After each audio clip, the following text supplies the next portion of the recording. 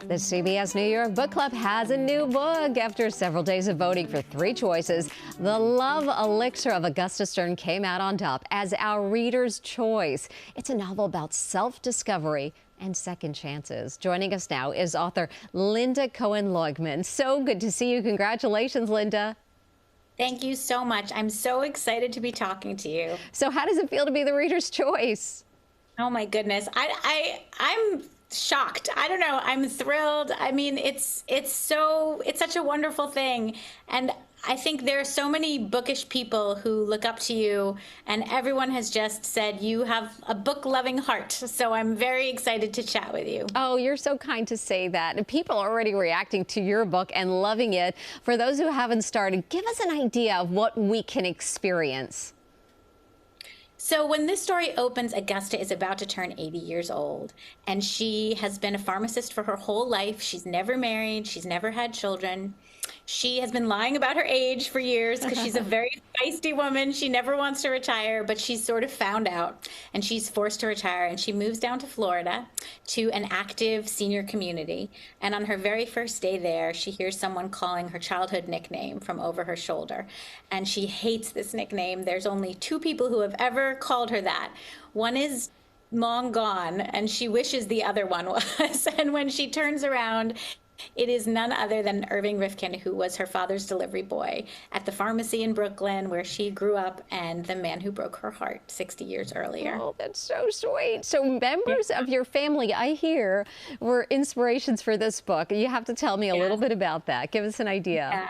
Yeah, there were 2. It's interesting. All my books are really inspired by my family stories, the things that people tell me. But this one was my family and my husband's family. So my husband's great-grandmother was a pharmacist. She graduated from Fordham's Pharmacy School in 1921.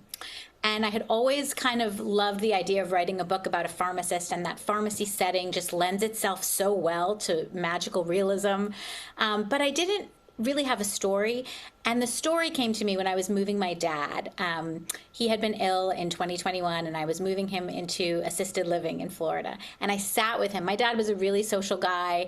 He was looking for love truly until the day he passed away, because my mom had died many years before him. So he had been alone for many years, but he dated a lot of women. And even when he was 85, walking with a walker, he was still looking for love, and sitting with him there with all the residents, listening to their stories. That was where sort of the voices of Augusta and Irving found me. Oh, look at that. So this is not your first time. This is your 4th book, but you didn't start your professional career as a writer until a little bit later. So tell me about that.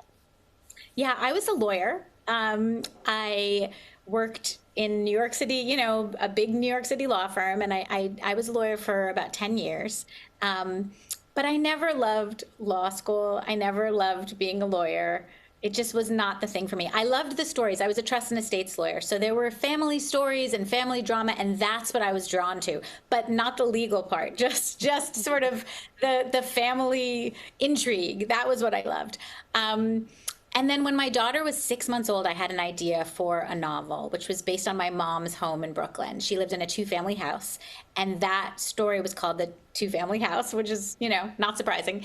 But I had this idea, and I thought about it for so many years. I would take walks with my friends and tell them this story. I would tell my husband this story, but I never wrote it down.